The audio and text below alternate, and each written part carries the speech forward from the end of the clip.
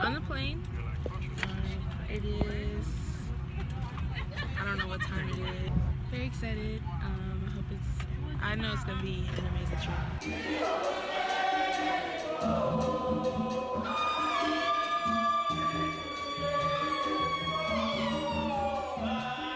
So, yeah, I'll see y'all in Ghana.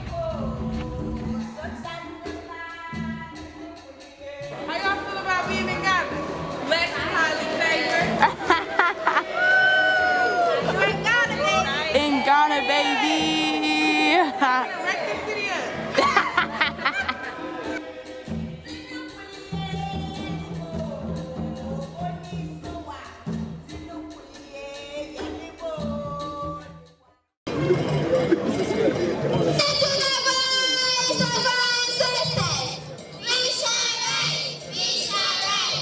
My name is Beverly Booker of Ma. I am the co-founder of 3GC, Give, Gain, Grow Ghana Collaborative, and I currently serve as the board chairman. 3GC stands for Give, Gain, Grow Ghana Collaborative. Give freely, gain daily, grow consciously. And what 3GC is, it's a nonprofit that focuses on bringing students of color, of African descent to Ghana to do international service learning and also reconnect with African communities to address our common social justice issues and promote Pan-Africanism. My name is Emmanuel Ellard. I recently graduated from Howard University. I currently reside in Ghana, and I serve as the president for 3GC Incorporated. So 3GC is a nonprofit organization, an international nonprofit organization seeking to bring students of color from various universities and colleges in the States and bring them to Ghana to explore their personal identity, to engage in dialogue dealing with Pan-Africanism, and to get reacclimated with our home, where we're from. 3GC stands for Give, Gain, Grow. So it's give freely, gain daily, grow consciously, collaborative.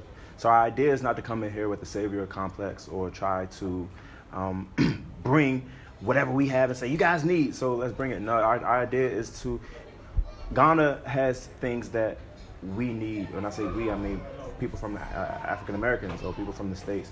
And there's skills and tools and exposure that we have in the States that they don't have out here. So collaboratively coming together to try to find a way to build up the African continent is the idea. So my role in 3GC is I'm the co-founder and I serve as the board chairman. And so 3GC really started from Alternative Spring Break Long Beach. When I was at California State Long Beach, my graduate student and I, Kashima Samuels, we wanted to, promote a service learning trip. And a mentor of mine who actually gave me my first chance to go to Africa, to South Africa, Dr. Shirley Weber, I had gone with them to San Diego State several times. And so when she said that she was doing a Ghana trip, we said, can we start, that kind of program here at California State Long Beach? And so we did the first trip in partnership with San Diego State. And after that, it just really took off. We decided that we wanted to expand it to become a nonprofit eventually, which took some years to develop, but it was always student-centered. The beauty of 3GC is that it is really run by a collaborative group. And it has students in mind and it's directed by students. And so I think that's the beauty of it. On our website, we have a section called Innovators and Collaborators, because with 3GC, it's not about just one person. It's not about just a couple of people. It's about a movement. And so we're really trying to promote a movement of students of African descent being able to reconnect. And you might not decide to live in Ghana or any part of Africa permanently, but we want students to know they have options, and we want them to know that their liberation is centered in Africa. Malcolm X talked about, he's one of my favorite ancestors, and he talked about that no black person on the earth will be free until Africa is free. And so it's important as the young generation to know Africa for themselves, reconnect, and have that in mind, that we have to work toward Africa being free so we all can be free. First and foremost, any opportunity you get to study abroad or to travel outside of the United States is an ideal situation, and it's extremely important. Why? Because the United States is just a small portion of the world that we live in. I think a lot of times when people come or move or travel to various locations, you do so based on what the Western society or based on what the U.S. decides to tell you about that specific location. So coming to or being a part of a program such as 3GC or coming here, what it does, it provides you an opportunity to find yourself, but kind of dispel the myths, and debunk the myths of, Africa as a whole and Ghana, right? We want you to understand that there are beautiful places here. This is a place that you can live. This is a place that you can create, a place that you can build, a place that you can just be, right? And not have to deal with some of the issues that, you deal with in the States. So being here or being a part of this program just gives you and provides you with opportunity, perspective, and exposure. So my name is Tiara Jones, and I'm currently a second-year graduate student, occupational therapy student at Howard University. So I decided to do 3GC because I was told about 3GC through my teacher, Dr. Banks, and she was just telling us about like how wonderful it is, and I told her that I've never traveled out the country before, and so she wanted me and some of my classmates to get an experience, but to also see what occupational therapy is like here in Africa. Hi, my name is Candace Thorpe. I attend Clark Atlanta University. I am going into my senior year studying social work. Hello everyone. Hi. I am Kimberly Monroe. I am a PhD student in history, studying the African diaspora and women's studies at Howard University. And I'm from Lake Charles, Louisiana. And I also want to encourage you all to continue to reach your dreams and to never give up. So thank you all for having me. The mission of 3GC is to promote international service learning among students of African descent with persons in Ghana where we have shared common ancestry and common cultural bonds. And so we have a lot of different activities. One is doing service learning workshops. So for instance, this year we have 4 to 5 different service learning sites. So part of our requirement on this trip is that we had to do a service learning project or a service learning workshop. And because I'm an occupational therapy student, we had our own separate theme as far as doing our service learning workshops. But each group was required to come up with a theme, to come up with activities that falls under the theme. And so students did workshops on things like spoken word and how students use spoken word to promote their identity and wellness. Okay, so my workshop was the spoken word and poetry, and we went into the classroom with the idea in mind to create a poem with the students where they're learning from us, but we're also learning from them. And so it was so exciting the first poem we did was the I am poem, and they all came up with adjectives to describe who they are. And so some of them was saying, I am strong, I am beautiful, I am confident, I am clever, I am intelligent. And that was just amazing. I am clever and also beautiful. I am courageous and amazing. And a happy girl. Oh, yeah. And so when we switched classrooms, and then we did a poem where we just did an opening line, and the opening line was, the sun came out shining very bright. And the words that followed that, like each student came up with a line. The words that followed were so beautiful and so just well thought out. And it really just showed the profoundness that children have at a young age. And it was really impressive. And that was also a time where you just reflect about, how perception is in different parts of the world, and the way they look at the sun and how we look at the sun. But all in all, I had an amazing time doing the service learning. It really challenged me as an educator because that's a different age group to what I'm used to. but it allowed me to bond with the students and to learn from them, because it's an interchange. It's not just us showing them this is what poetry is, but they were also able to teach us things about Ghana history and things that they go through as students. It can happen. That's why they are saying that words are powerful. Anyone else who knows that? Why do you think words are powerful? Do you know Ya Santua? Yeah. When she told the men, if you don't go fight, I will fight. The women will fight. That was powerful, right? Yes. And it made the entire village and the women feel empowered. It made them want to fight against colonialism and the things going on. So when you say things in a poetic way, or when you say things, words of affirmation that give you confidence, it's like Asantewaa said, if you don't go fight, I will, because I'm confident, I'm bold, I'm a woman, I'm a black woman, I'm African.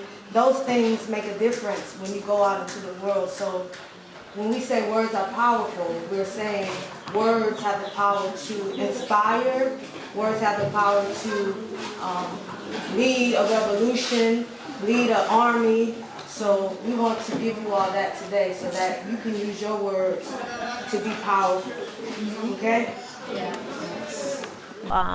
That I really, oh my gosh, I love. It was Saint Martin de Porres, yes. And the kids were so like amazing and special. What we did, well, what my group specifically did was a stress management workshop, and it was called Mindful of Emotions, kind of like a play on words, mindful and mindful. And basically what I wanted the students to get out of that was that it's okay to feel emotions, and it's okay to be in tune with yourself regarding those emotions, because most of the time we are taught not to express, most of the time we are taught to suppress emotions to make others feel comfortable, and that's not where change comes. Change comes when you actually can feel passionate and angry about something that you would want to change it, so you won't have to stay in the same mindset. So we taught the children how to be in tune with those emotions, how to know that not all people express emotions the same, so it's best to ask, how are you feeling, and also to be mindful of your emotions and using different coping strategies, healthy ones, to help with those different emotions that are hard to deal with. And overall, the kids loved it. They really, really enjoyed every moment of it, and I felt so at home, and I could be myself. And I told them to get in a circle around me, and we were playing a game. They came to the center of the circle and acted out an emotion. And we also identified different stress points on our bodies through this interactive activity called Where Do You Feel Your Stress? And they really reacted to that well, because a lot of the times you feel, different, you feel your stress in different areas. And to actually be aware of your, your body, it helps you to be able to find something to help with that. Like, okay, I know that my shoulders get tensed up, so why don't I just every day move my shoulders in a circle? So just little simple things like that. I just enjoyed talking to them. Oh yeah, the kids loved acting out the emotions. Like, they really loved it. I said the game was the game is called Mindful of Emotions, and what you were to do was a student was to come into the center of the circle, and I would whisper an emotion in their ear, and it could be any emotion, and the students were to guess. The students are to guess like what emotion that is, and they're guessing off of their perspective. So it was different answers. Yeah. You know, and one of the students, I whispered in her ear, angry, and she like really went off with it. She said, "Oh," like she was really feeling it, and she came up to somebody and she started like air punching, but it was like playful, and everybody was like, "Whoa," you know. So everybody, that got a reaction out of everybody, and they were laughing and things like that. And I think it clicked for them when I said, she did a great job, but angry does not always look like that, you know? And sad doesn't always look like crying, you know? It could look like a blank face. So it kind of clicked like, oh, and I could see the expressions like, oh, okay. Like a new understanding of how, you know, like we should be really more compassionate to others, because you really never know what people are going through. With us, we did ours based off of occupational therapy. So we did our workshops and our activities based off interventions and things that we would do in the States, depending on the disability or depending on the disease that we're, you know, catering to.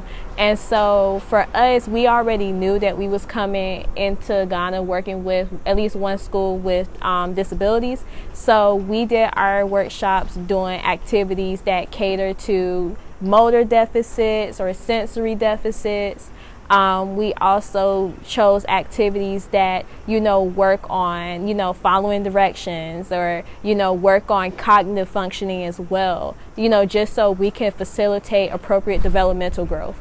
So when we did our service learning projects here, it was amazing. It came out, it didn't come out exactly how we wanted it, but I think that's the beauty of when you're coming to a different country and you're experiencing different things. You don't know exactly what you're getting yourself into, and you don't know what's going to happen, but it came out way better than what we expected. And then on top of that, because we did so good at the school, we had the opportunity to go to University of Ghana, and we taught them some activities as well, so they can use here. So when we leave, they can implement the things that we taught. So, you know, everybody here can have the opportunity to, you know, gain some type of experience. Important to do work both here and abroad.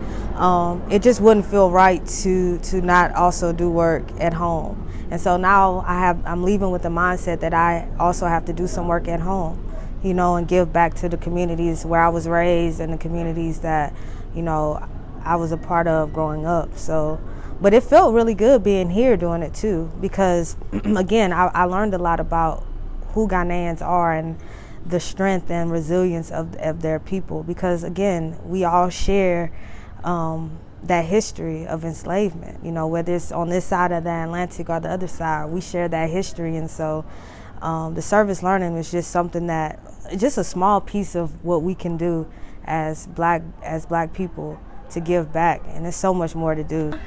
For me, I am studying social work, and we're always taught to have values that reaches certain, like, different people. In order to be a great social worker, you have to be you have to have experience with different cultures, multicultural perspective. And what that does is you gain like a sense of just perspective and how to work with everyone and the needs of everyone, and you develop like compassion for them and doing service. And it's important to do service outside of your own space, which is, for me, the United States. It's to see different things and to witness and experience new people and a new way of doing things. And And although we're doing service for them, like, they are doing service for us, because we are learning like so much. We are learning so much. And to me, experience is the best teacher. Students did positive self-identity and positive self-affirmations.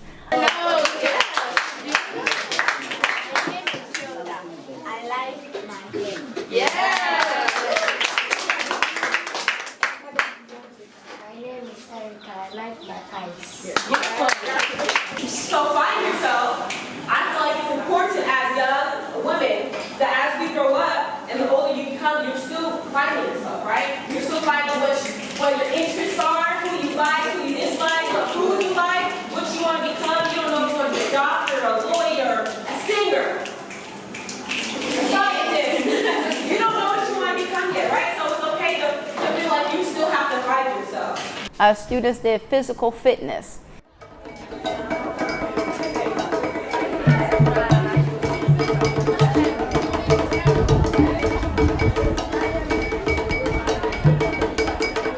So we do a range of service learning workshops, and a lot of times, or all the time, is focused on what the community say they need, because we want to be purposeful.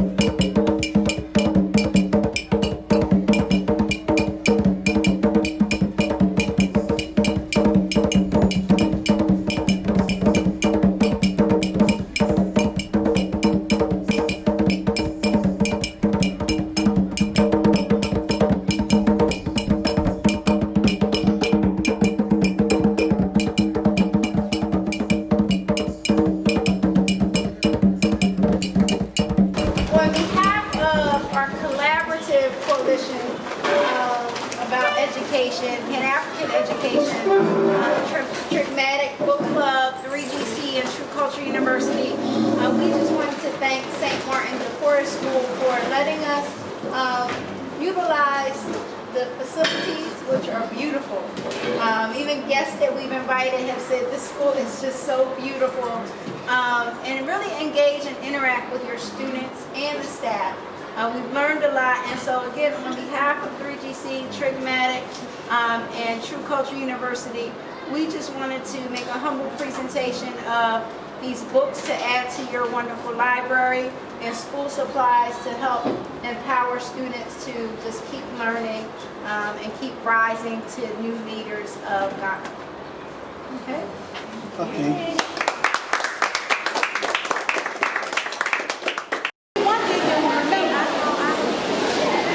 Just continue to write your stories. If you have an imagination, if you see things that other people don't see, write that down. Tell the stories. Tell the stories of your families, of your friends, and the interactions of people you meet. You can write about us. You can write about the people that you met today and how we inspired you to continue your journey to be doctors, lawyers, engineers, historians, storytellers. You all have so much potential, and we just want to continue to encourage you and to give you anything that we can give you on today. So thank you all again for having us, and continue to tell your stories. Thank you. And then also when we go to sites, we do a collaborative exchange. And so the collaborative exchange concept is trying to emphasize to young people in Ghanaian communities that they also have strengths and they also have something to give. And so our service is not just one directional, because we also gain from coming. And so a lot of times the students, the young people in the Ghanaian communities in the schools, they teach us things about our heritage. Sometimes they teach us language, connection to drumming and dance, spirituality, and so a lot of different things. Okay, Camille, let's go. Let's go, let's go, let's go. Okay, let's go, let's go, let's go, let's go, let's go.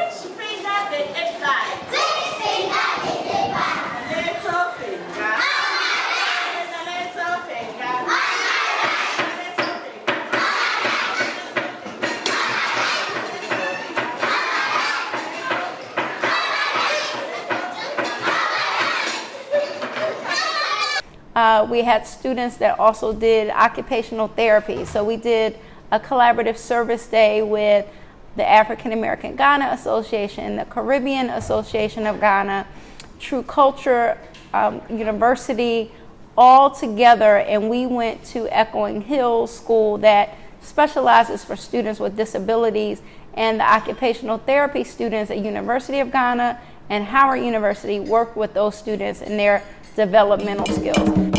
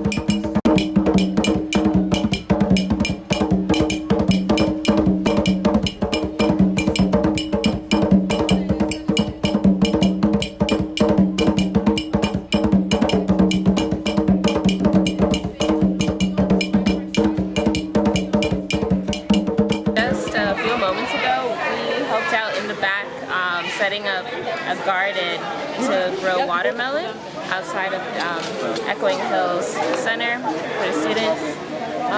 They're using clay soil in the back because that's what's available. And basically what we did was separate off the piece of land like in columns, in rows. And we, every 2 steps we put in a seed, a single seed. And just setting that up inside the few days. In addition to the service learning, we also do cultural immersion. And so we do things like visit Kwame Nkrumah Park. We go to the W.E.B. Du Bois Center because those are the fathers of Pan-Africanism. And so this year we had a Pan-African Student Summit with over 100 participants. And so it was 2 days. The second day of the summit, we had a collaborative service day that I already talked about. And then we do other excursions, like we go to the dungeons in the Cape Coast area to pay homage to the ancestors. We do some fun activities too, like the students went to Cocoon Park. So we do a wide range of activities. We visit many regions in Ghana, so they really get an extensive experience of what it's like to come back. We also always have students engage with diasporans that live here and other professionals and other students. For example, we just had Ms. Muhammad, through the advocacy of Fatumata, one of the student leaders, come and talk about international real estate investment. The Ford Communications Foundation, they set up a networking event for us to be able to talk to people that live in Ghana, diasporans and Ghanaians that are young professionals, and get to network. In each generation, we have to decide what Pan-Africanism means to us. I believe that at the moment, the notion of global has to be domesticated by us. We are a global people. We're everywhere. What are we doing with it? What are we doing in terms of education? What are we doing in terms of economics? What are we doing in terms of technology? Many of you are on your way to being trained to become fantastic professionals. Those professions at a global level have got to put us in first place. Look at what Africans need and let your knowledge grow Africa and its people.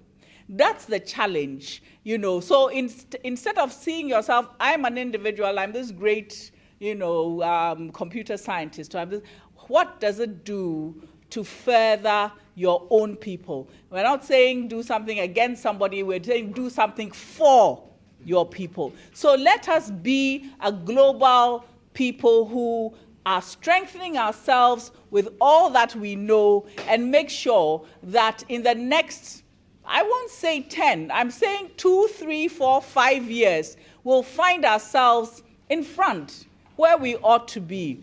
And you will then be able to go anywhere in Africa, and especially, of course, to Ghana, and be part of this wonderful opportunity, so that our land isn't going to Chinese people and you know, whatever. I mean, I don't want to have nothing against the Chinese, but you know, if you sit down and you see hundreds and hundreds of acres of land that are being planted by, you know, for the purposes of feeding Chinese industries or whatever, it must stop.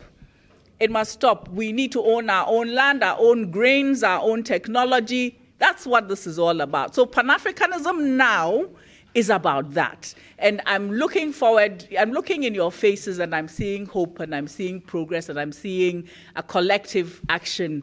And I'm saying that let's please read the novels, be part of productions, sing together, work together, and let's see where we go. I would just like for you all to think about Pan-Africanism as a serious thing, a multi-generational effort to restore the humanity and greatness of African people. And those methods are, as mentioned earlier, uniting African people and socialism and all of those other things are methods. But ideally for you, be very observant while you're here, take note of everything that you see, enjoy the fact that while there might not be as much development, toilets and things like that, look at the number of smiles that are on people's faces. Look at how protocol is observed and followed. Look at the respect for elders. Look at how young people are taught from very young to work, the independence. There's so much other power here outside of some of the development things that we want, that if you have a little faith and vision, you'll see that when the spirit of the people catch up with the development of the roads and the earth, it's over for everybody else. My name is Mark Beckford. I'm an assistant professor of journalism at Howard University, and I'm a homepage producer at the Washington Post. I'm also a journalist. I write as well. This is my 4th time in Ghana, and in addition to being a faculty member and taking students here, I am a business partner of Lakeisha Ford and 3 other persons, and we put an event on last December called Pine and Ginger during the Christmas period. And, you know, it was, for our first event, it was successful, but, you know, this conference is about Pan-Africanism. And, you know, for me, Pan-Africanism is not only the theory of talking about stuff, but doing, you know, actions. Way to this conversation. So in the next 30 minutes, we're talking about how technology can potentially transform the continent, and if we fail to disrupt, what's the harm that we can go through in Africa. A lot of the work I do in the last 4 years, I've been doing presentations across countries, across different demographics, about 400 stages in the last 3 years. Back to back. This month alone, I'm doing about 17 presentations. And most of the stuff we talk about is how we can realign the mindset around employment, skills, and education. And I know that for a lot of you who are coming from outside, this is going to be a pretty interesting conversation because you're already seeing it. For a lot of the challenges I feel in Ghana is when you start talking about these technologies, the first reaction is, this is going to take 20 years to get here, right? So a good example is self-driving cars. You start talking about self-driving cars, everybody thinks it's going to take 20 years because our roads are bumpy, etc., etc., we'll never get here. And then they wake up the next morning and it's already here. It was well needed. It was right on time.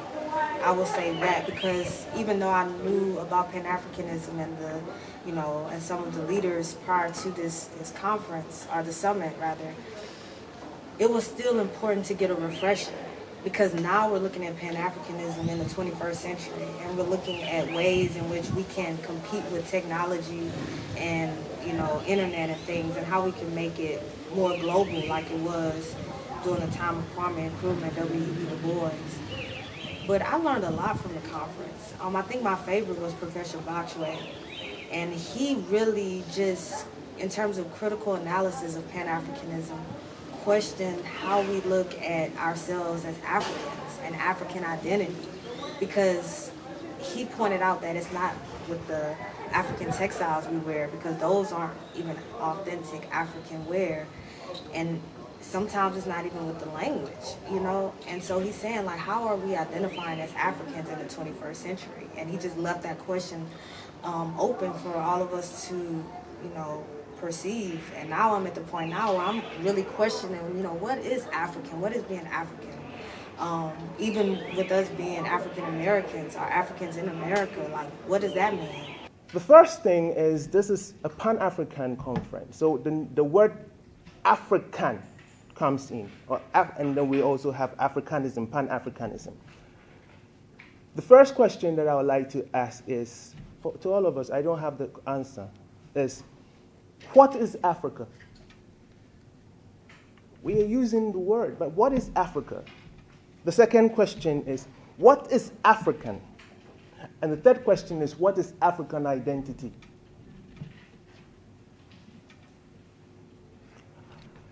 Is this identity already there? Is this identity seeable, visible? Is it outside that you can just point to and say, that is African? The first question that I asked, what is Africa? Someone would say, oh, Africa is a continent, and it's made up of people, and it contains, certain cultural systems. The question is, when was this Africa born? The name Africa itself has a history. So before the name Africa came, what existed? How long ago? Who created it?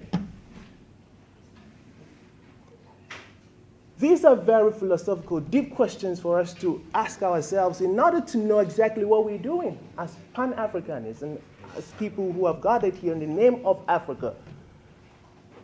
And so Pan-Africanism, to me essentially means a common denominator that focuses on the struggle of Black people, where we know that we may not know the home specifically of where we are in Africa, but we know that Africa is home. And I have this thing where I call it Black Africa, because not all parts of Africa are Black. South Africa, the Zulus have been washed away. You have Morocco and Egypt and other spaces that are non-Black. And so when I talk about Black Africa, I'm talking about Ghana, Senegal, Sierra Leone, Nigeria, and spaces where persons who identify as Pan-African can come and just feel at peace and be at home.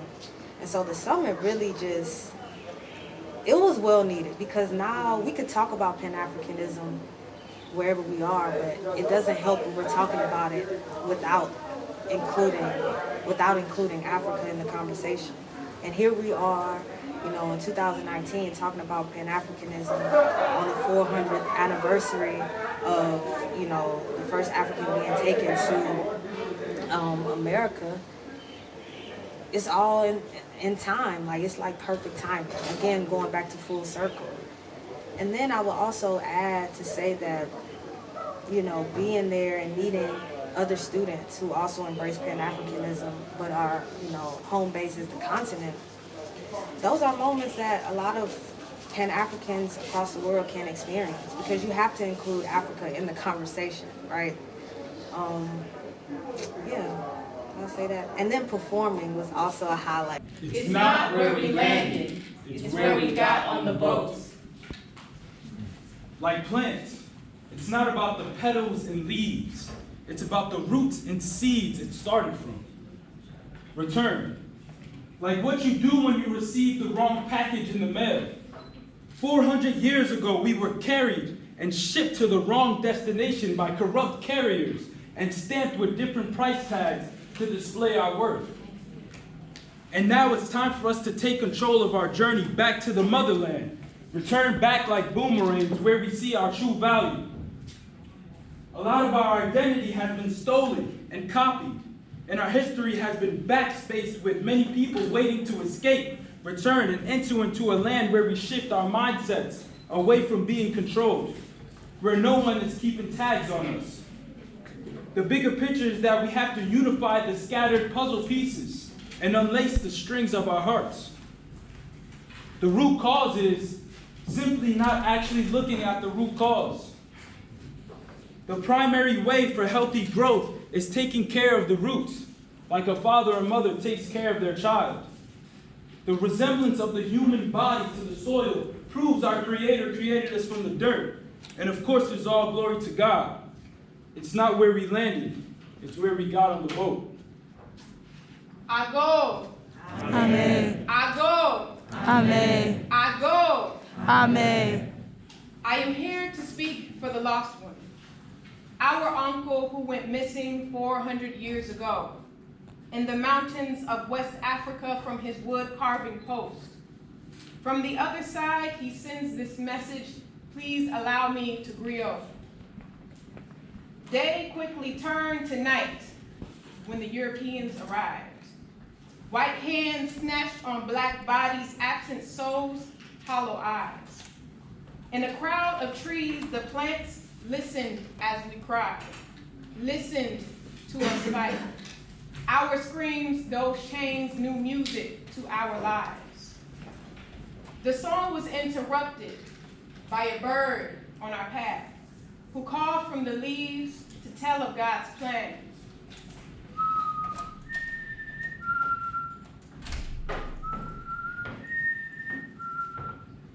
Unity is needed.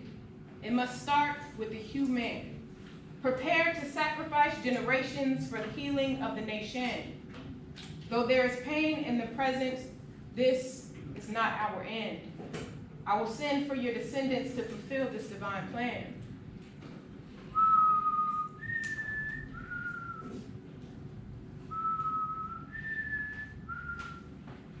I speak for the returned one, the wood carver's great-great-great-granddaughter, whom the spirit calls tree. I come home to stretch my branches and to shake the weight of my dead leaves. Generations of pain gone, I've come to plant my feet. It's not where we landed, it's where we got on the boat. My mother's mother's mother's mother was a Senegalese woman enslaved on the Whitney Plantation in New Orleans, Louisiana.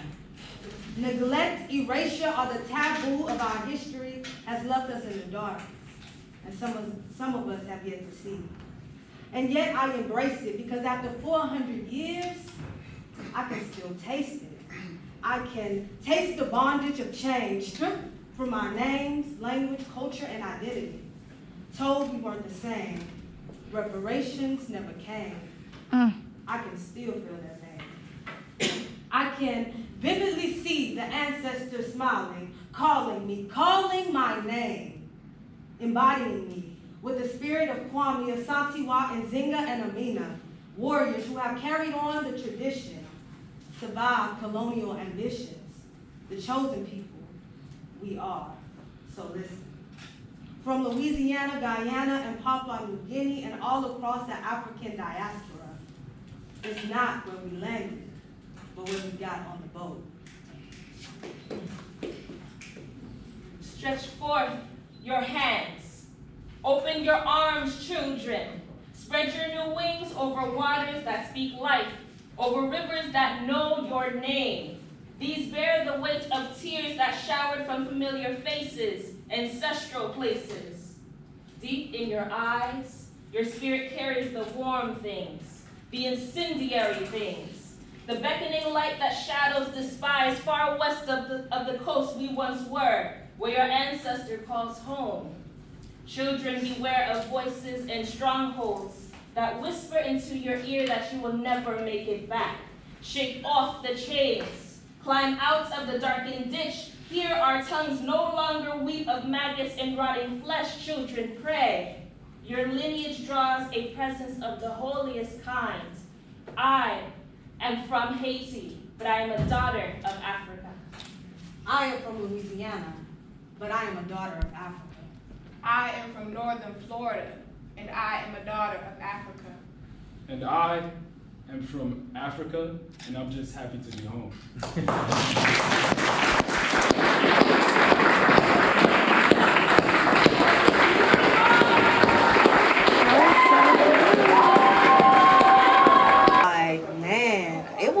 I was nervous. I was really nervous to perform because now, our words can be critically, analyzed now.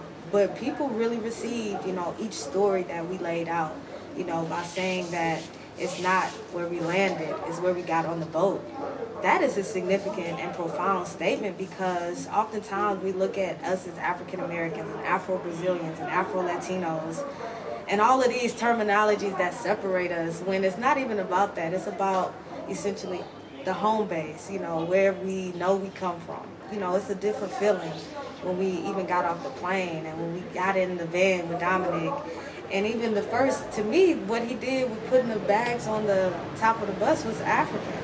I'm like, the fact that he thought this out to know strategically how this goes is African. So all of these bits and pieces, I'm still, again, unpacking and then trying to put them back together so that I can really make a full circle of everything that I've learned. It's been something that I'll always keep with me, and I definitely have to write about this. Mm-hmm. Like, something has to come from this. It can't just be something that I put on the show. I have to put it all together and make sense of it. Yeah, it's been great. The year of return involves a large number of events, many of which are arts-based, concerts and drama productions and so on. And so throughout this year, you are here now, but throughout the rest of the year, there will be events going on. And I am particularly in charge of the event called PANAFest, Pan-African Historical Theatre Festival, which started in 1992 and is the longest running such festival on the continent of Africa. It always happens in July, once every 2 years, July to August, end of July to the beginning of August, where we have Emancipation Day. And we try to create rights and cultural activities that absorb people back into the community. How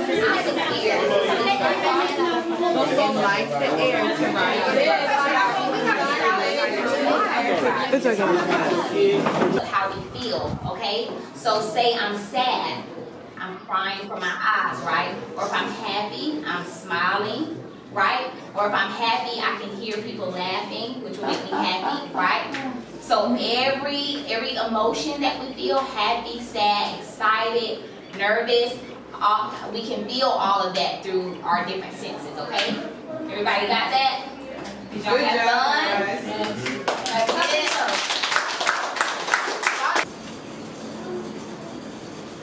So I wanted to leave with something from Harriet Tubman in the context of her own time in being a revolutionary, creating the Underground Railroad. And she said, and I was inspired to tell you the same thing because we have to do this. She said, if you hear the dogs, keep going. If you hear the dogs coming after you as we're escaping, keep going. If you see the torches in the woods, keep going. If they're shouting after you, keep going. Don't ever stop. Keep going. Keep going. And If you want to taste the freedom, she said, keep going. And that's what we have to do. We have to keep going. And it's your turn. It's your time. And so that's what today is about. It's you. And so all we can really do is support as elders. I won't speak for them, but aging. So it's you as the new generation.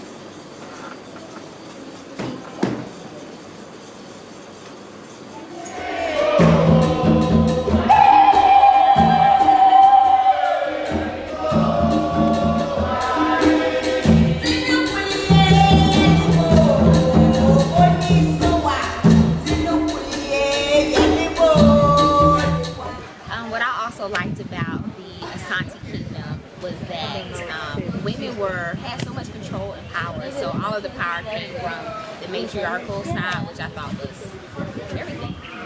And this building right here that the British gave to them, they actually owned it. And so they wouldn't let the British just give it to them because then they could come back and get it. So they actually paid for it, so now they owned it and no one can take it away from them. The Asante Kingdom! Asa! Here. I learned so much. One thing that really stood out to me was how the Asantes, how they influenced Ghanaian culture. I thought that was really beautiful, and how rich the culture is here. I just love it.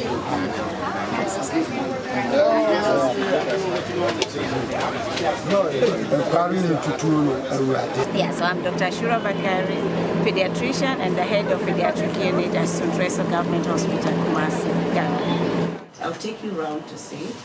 So we usually take care of babies from 0 to 2 months. By the time this place was open, it was open for the purpose of decongest teaching hospital.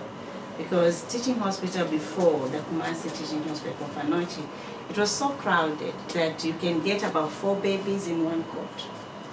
So they decided to open another place to decongest Kofanochi. And in 2012, so actually they were admitting very stable babies who just need skin to skin from Kofanochi to here. But when I came here in 2012, I realized we could do more than that. And even especially looking at Kofanochi, how busy they are, we could also have our own very sick babies here. So since then, slowly we started. It hasn't been an easy journey, but so far, recently we had a lot of equipment to help us.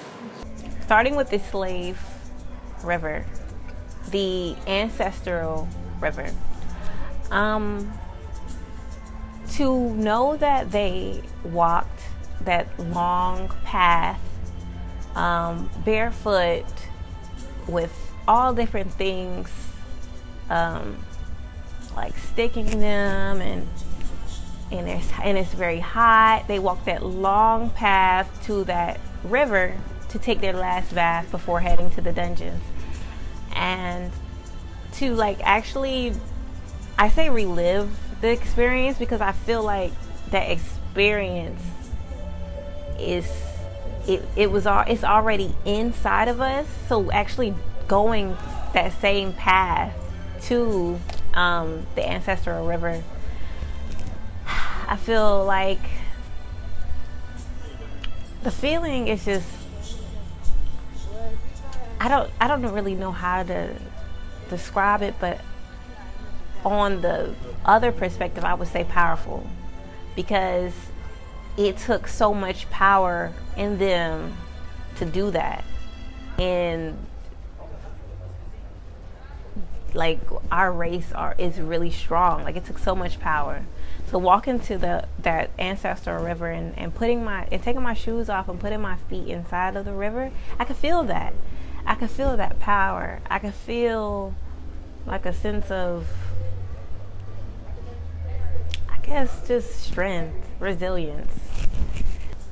The slave dungeons, that experience was, oh my gosh. If you don't do anything in Ghana, or when you come to the continent, that is an experience that you have to have. that experience was the top, I would say, for me to like, I would say it was the biggest experience that affected me. Emotionally, spiritually, on both sides, because I'm seeing both sides. Like, I see the good and the bad, and it's just like, it was just hard. It's hard to be in that same space with our ancestors and to know your history and to actually be there, to be in that. We went into this the dungeon where it was dark, it didn't have no ventilation, and we all stood in there, and it was almost hard to breathe. You could just feel it, and I'm like, wow. So it was hard, but and it was hard walking at the point of no return, that it was a door. But I think the most like impactful thing for me is the part in our tour where they turned us around and we saw a sign that said, what did it say? Returning, or Door of return. It said door of return. And we walked through it, and we had a line of people saying, welcome home, and giving hugs. And I didn't even expect that. I was like, oh my gosh, like, for me, that just spoke to me like, okay, we endured all of this, but that is the reason why it's so important to return home, because our ancestors, God, like, it was meant for us to experience that, you know? So just walking through that door, I was like, I'm just making so many people proud. So yeah. So I was saying the differences between the two parts of the river, where one was moving and one was still, and just making sure that they had the mindset that they will be slaves for a long time and be still in that enslavement. I thought that was a profound way. And it also shows the way that, you know, the European powers knew the power of these enslaved individuals, these Africans, you know, more than we know sometimes. But that was one emotional experience, and I didn't think it would hit me the way it did. But just learning that history, in particular, knowing that these are our ancestors and these could very well be during these times, was something that I'll never forget. And then the dungeons, I think it really didn't hit me as hard as it did until we went into the female slave dungeon, and you can still smell the scent, you know. And then when you smell anything, immediately you start to feel those things and you start to hear those things. And so I just imagine, you know, that room being filled with women who were impregnated, who were on their cycles, who have urinated, and, you know, all of those things, being in that space and just knowing that they didn't even know what was next for their lives. I couldn't imagine that. And I think that was where I got really emotional, because we can never imagine the amount of pain and torment that they went through during those times. And I just immediately, tears started to flow from my eyes, you know. And a lot of us, we embraced that moment, either secretly or openly, but we definitely embraced it and had those discussions. But those two, you know, I think after, you know, visiting Elmina, going to Cape Coast dungeon was a little different, because now I'm able to kind of, I've already prepared myself for what's coming. So just looking at that water too, and knowing that so many of our ancestors were brought across that water to Brazil and other spaces in the Caribbean, South America, and North America too. knowing that many of them jumped off the boat or were, you know, kicked off the boat, and their souls are still embedded in that water. I don't know. It's just things to think about. I still haven't fully unpacked those most of the trip. So maybe on the plane during these 10 hours I'll do that, but I don't know. Part of Pan-Africanism is a lot about strength of identity. And Dr. Rose Walls, Mr. Albie Walls, and I have actually developed a Pan-African study abroad model.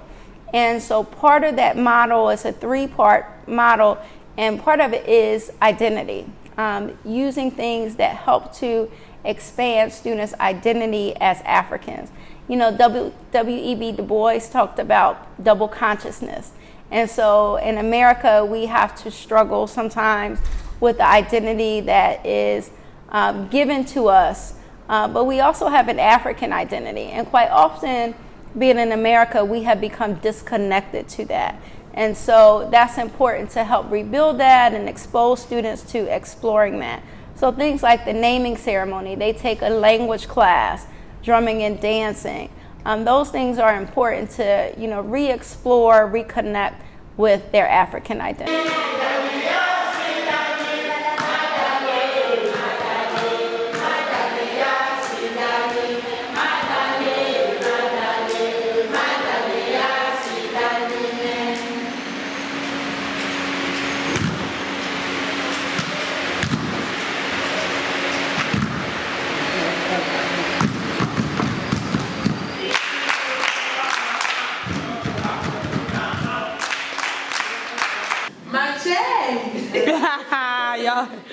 Yanua.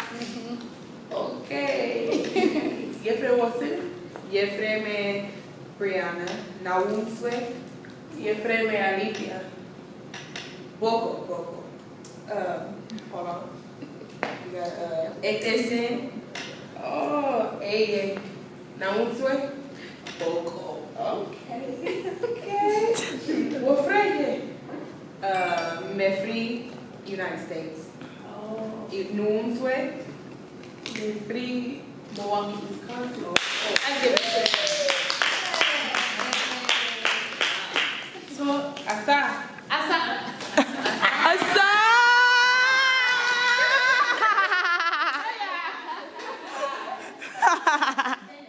So, give them the meaning. What's the meaning of Asa? Siri. Done.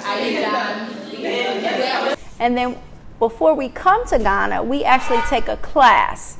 And so we study Pan-Africanism, we study Ghana, the history of Ghana. So the students come to Ghana with a strength-based perspective and not a blank slate.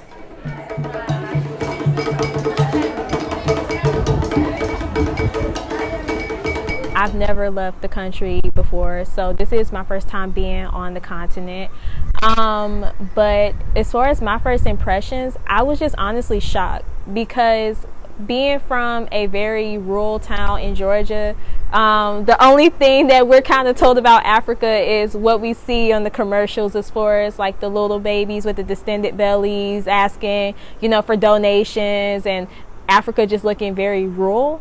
And so when I first got here and I saw how modernized everything was, I was completely shocked. I was also shocked about how many people spoke English here. So like, I thought I was going to come into like a very extreme language barrier, and that wasn't the case at all. Like, I was still able to communicate, and I was still able to share some like very similar body language and body communication that we have in the States. But honestly, I would just say I was just really, really shocked when I first got here. I definitely gave through the service learning, but it was also a mutual exchange in that. So giving a lot of, you know, I guess you want to call it expertise in terms of spoken word and poetry. And also just speaking with the students about and giving them positive affirmations about who they are as Black children in Africa, you know, just giving them those positive affirmations of you are strong, you are bold, you are confident. I think those, you know, internally help them to realize who they are as, you know, young individuals growing into this world. gain. I've gained a lot of knowledge being here, you know, from our tour guides to Ajua, who drop knowledge at the drop of a dime about Ghana. I mean, we can ask Ajua anything about Ghana and she could just spit it on the dot. And I think that, you know, I had to ask her, you know, what's your background? And she said like public administration or something. And I'm like, I thought you was a historian, you know? And so it's just like bits and pieces like that, you know, learning from our brothers of TCU who live, just asking them certain things were definitely moments where I gained, you know, again, a lot of knowledge and understanding of Ghanaian culture. And how did I grow? It's definitely, everything is a growing process. Everything you take in, you learn. I think I've grown to appreciate the different perspectives of people more than anything, because the community that came with us, you know, all different backgrounds, all different majors, all different universities, is definitely something that helped me grow in terms of my outlook on the world, you know, because we all have perceived situations differently, and even though they're different, we all experience them together. But I've also grown spiritually, and I think I spoke about this in one of the reflections, because it's one thing to, you know, be a part of an organized religion, but to actually come into the continent and feel your ancestors moving. And, you know, we've been using this word so much since we've been here, synergy. I have been running into people who knew I was coming to Ghana just randomly, like, hey, are you Kim? Like, hey, are you Kim? Are you Kim? I'm like, I'm not even looking for you, you know, and they show up. And then you're kind of like, it's not even, you know, in the States we say coincidence. Like, no, this is Africa. That is a spiritual alignment that you have. Even being here during this time is a significant moment. And so I've definitely grown spiritually. I've definitely grown in terms of my relationship with individuals, and in the spirit of Pan-Africanism, of course. And then I've grown as an individual, just knowing that it's not just about me, but it's about the collective, and making sure that we continue to stay connected in this world, because that's the African way, you know? So I don't know. I mean, the only thing, I just love it. I just don't, the biggest thing for me is the Akwaba and the welcome home, like how everyone is so friendly and inviting, and they want to know, when are you coming back? And are you bringing somebody with you? You know, like, it's just my perception of Africa wasn't like this before coming. It just wasn't. Like, I didn't know that I would be be welcomed with like open arms, you know. Mm-hmm. And I know this is the year of return, but it just doesn't, to feel welcomed, to feel like you belong somewhere, and you actually do. Like, if you look at the history, we're all from here, and our ancestors are from here. So just to be in that same space, it's just the best feeling, and it's just amazing. The year of return, it's just crazy the way that things are set up because I've always wanted to come to Ghana. I didn't know when I would come, but I knew I always wanted to come, and to come during, you know, this historic moment of 400 years since the first enslaved African, our ancestor, was brought to America, Virginia, and now we're completing this, you know, this calling of coming home and showing that we still have a love and an interest in Ghana and in Africa. I think it's just perfect timing. It's just something that, again, is only God could have done something like this, you know, a higher source. Because even the people we met and everything that we've learned are all a part of the return. And, you know, it's just a great feeling knowing that we were able to do this, you know, and we were able to experience,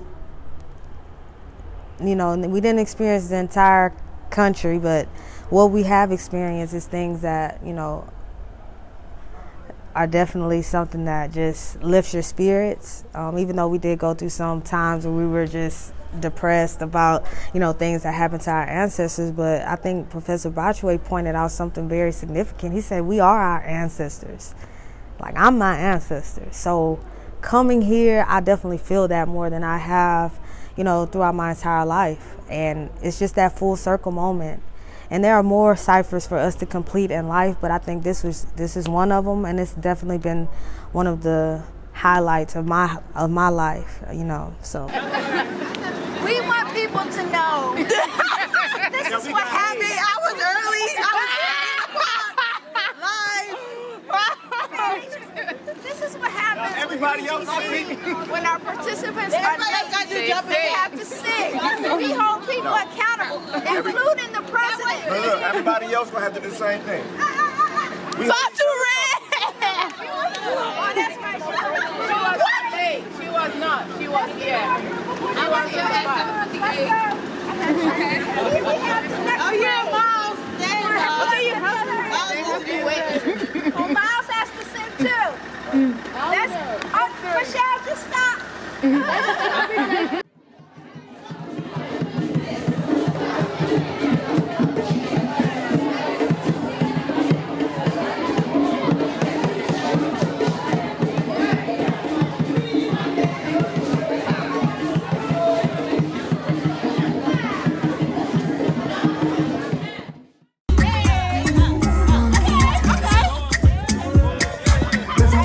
Oh, collect, oh, wallet, oh, wallet, back am body to correct. Oh, no, no, no, Eddie man.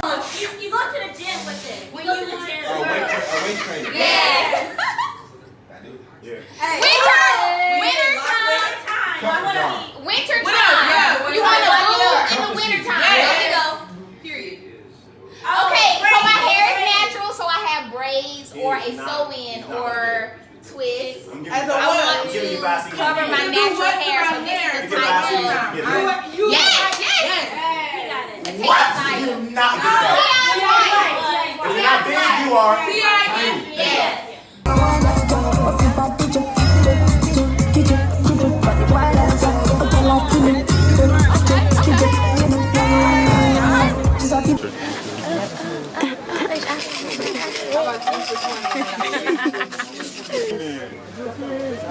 Last day in Ghana. Sad face.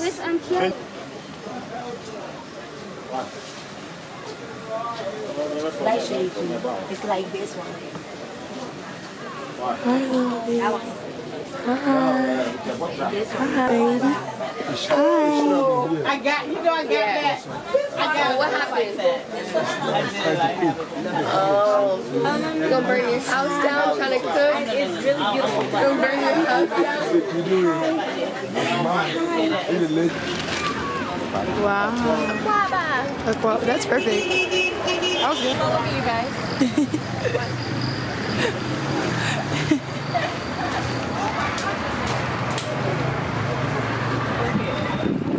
This is how you want to see how they make it? Wow. I'm like, where's Cheyenne taking?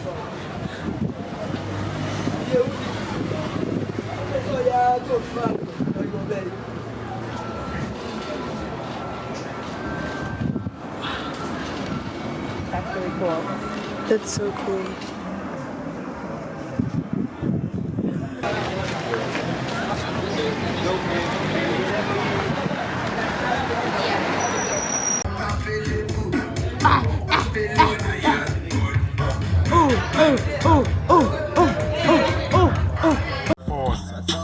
This is a real phone, yo.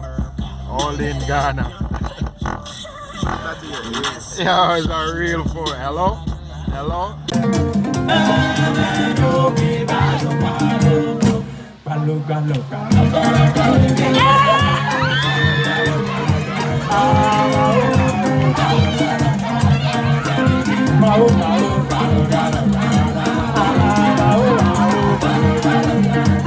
That's why the American version of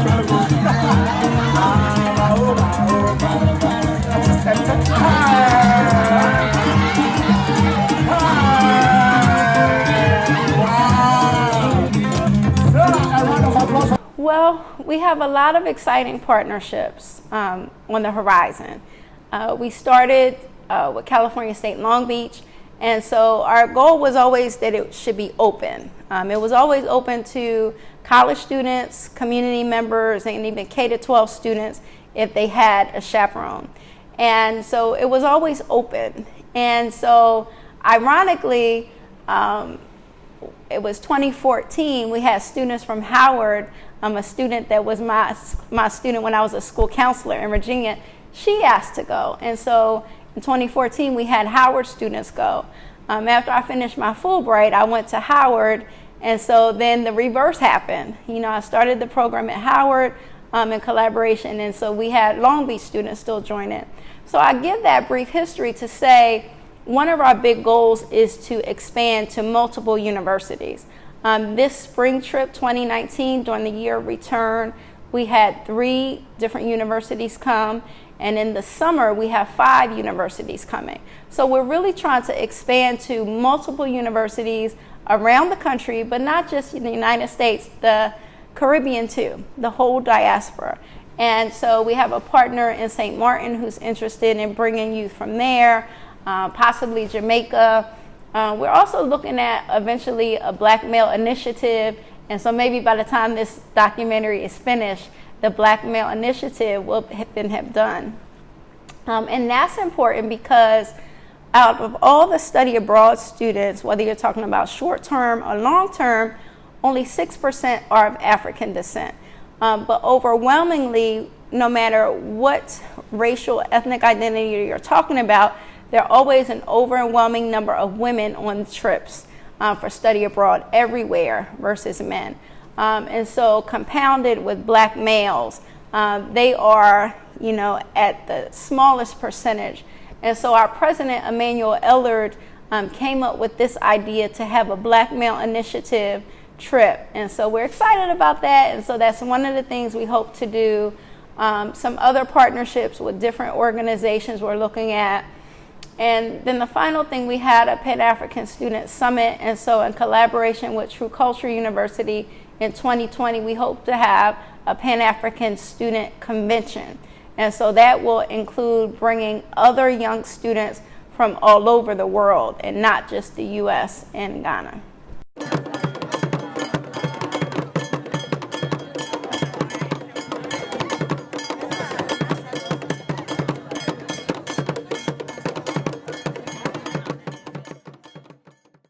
The story of our people goes way back, way before the slave trade. We spanned civilization out of nothing into everything, but we can't even remember who we are now. We are kings and queens, and that identity is in our genes. Black, dark, pitch black, skin brown, that's who we are now, who we've always been. But maybe we are lost in reality and can't see the truth because we are blind, and our idea of sight is only captured in white light.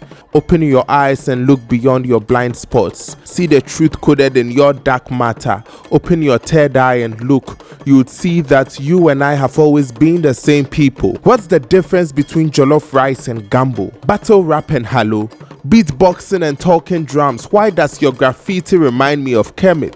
Cause if you look in your soul, you'd feel it crying even after thousands of years to come back to the nappy black soil it belongs to. Your ancestral roots are calling you home. I'm not saying home is perfect, it's far from that. But home is standing here with an open heart and arms, waiting to hug you and welcome you back to peace and freedom, so that we can lay the foundations and build new pyramids in the sky. We are here to give you what was once lost, to guide you to give back and gain the truth, so we can all grow within ourselves and grow our utopia from its Pan-African grassroots. We are 3GC, and we say Akwaba. Our duty is simple: to bring back the children of our noble land who have been displaced for millenniums, to be a bridge to help them across the ocean and connect their roots to their family trees, to guide them to find extensions of themselves in the motherland that birthed their souls, to work with them and help them create a future